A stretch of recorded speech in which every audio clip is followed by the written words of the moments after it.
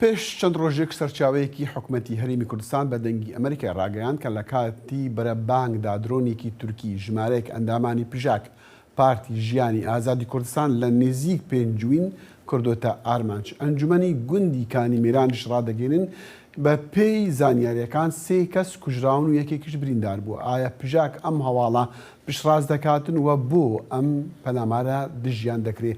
ئەندامی مەجلسی پژاک لە ئەوروپا زاکرۆس ئەنداریاری لە سوید ئێستا لەگەڵمانە. کاک زاکرۆس ئەم کاتت باش، سوپاس بۆ کاتی جەنابەت.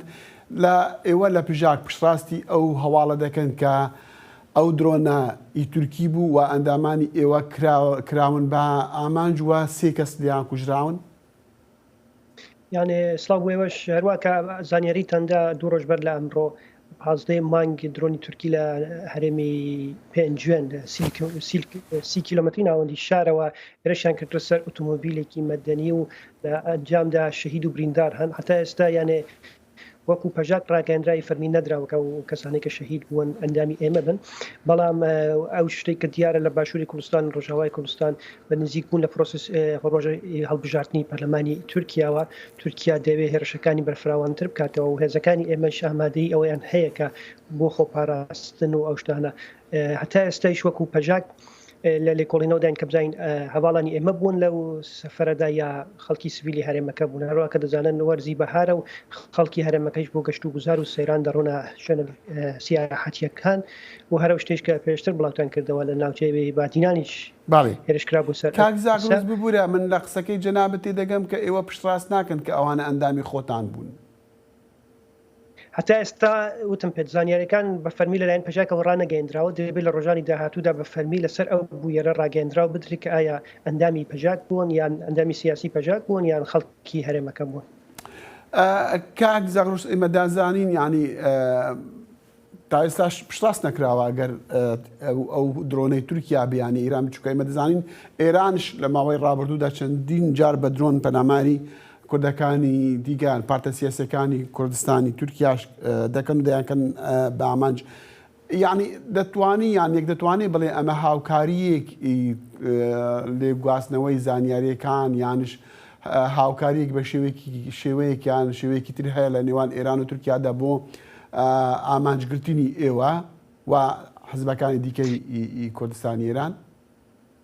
بەدڵنیای وێنە لەنێوان هەردوو داگیرکەری ئێرانی و تورکیدا ئاڵوگۆڕکردنی زانیاری و ئەو زانیاریەسی خوریانە بەردەوامە، بەڵام شێوازی هێرشەکە ئەم جارە دڵنیایەوە هێرشی درۆنی تورکیا درۆنەکانی ئێران درۆنی خۆکوژن. کاتێکی هێرش دەکەن نمونە بینیمان بۆ سەر بارگای ناوەندی حیزبەکانی دیکە ڕۆژهەڵاتی کوردستان چەند درۆنێکی ئێرانی هاتن.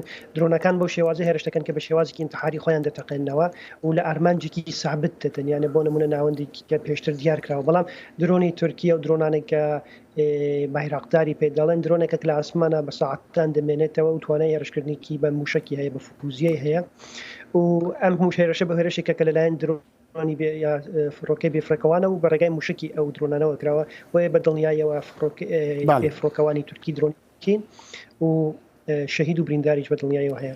کاک زاکرۆس ئەم شێوە عێریشانە لەسەر هێزەکانی کوردی بە تایبەتیش لە ناو هەرێمی کوردستانی عێراقدا بە تایبەتیش بە درۆن چەندێک جوڵانەوەی ئێوە یان جوڵەی هێزەکانتان لەو هەرێمەدا سنوورداری کردووە؟ یانە بۆ ئێمە شێوازی هێرشکردنی ئێران و تورکیا زۆر جیاوازن. شێوازی هێرشکردنی ئێرانی ئەوەیە کە بارگایکی سابت دەکاتە ئامانجیە بە شێوازی موشکی و بە فوزیە لێ دەدا یا ئەوەی کە درۆنی ئینتحاری بۆ دەنێرێت دەبێت پێشتر گەرای شوێنەکەی هەبێ. بەڵام درۆنی تورکی تۆزێک جیاوازی ئەوەیە کە دەتوانێت بە ساعتان لە ئاسمانی هەرێمەکەدا بمێنێتەوە دوای بەدەستخستنی هەندێک زانیاری هێرش دەتوانێت پێکی بێنێ. بۆ نمونە گەر سیرتان کردو ئێران کەمتر هێرشی کردوتە سەر ئۆتۆمۆبیلی و شتیوە، بەڵام دەوڵەتی تورکیا دەتوانێت هێرش بکاتە سەر ئۆتۆمۆبیلەکان و لە زۆربەی کاتەکانیشتا ئۆتۆمۆبیلی خەڵکی سویلیشی ئامانج. فەرمو قسەکەت تەواو کە بەڵام هێزەکانی ئێمە بە شێوازی هاتوچوودان بۆیە زانیارێکی زۆر لەسەر هێزەکانی گەریلای پەژاک ناکات. باشە کاک زاکرۆس بابەتی دیکە حەزم دەکرد لەگەڵ جنابەت باسکەم لەگەڵ پارتە سیاسیەکانی دیکە باسمان کردووە ئەوەی کە ئێران لەگەڵ حکوومەتی عێراقی ڕێکەوتنێکیان تێگەشتنێکیان مۆر کردووە داوا لە عێراقیەکان دەکەن و لە هەرێمی کوردستان دەکەن کە هێزەکانی کوردی ئێرانی کوردستانی ئێران چەکی خۆیان دانێن. ئەمە تا چەندێک وەکو بڵێن ئەم داواکاری لێتان کراوە یان ئێوە چی دەکەن ئەگەر داواکاریکی وا لە ئێوە کرا؟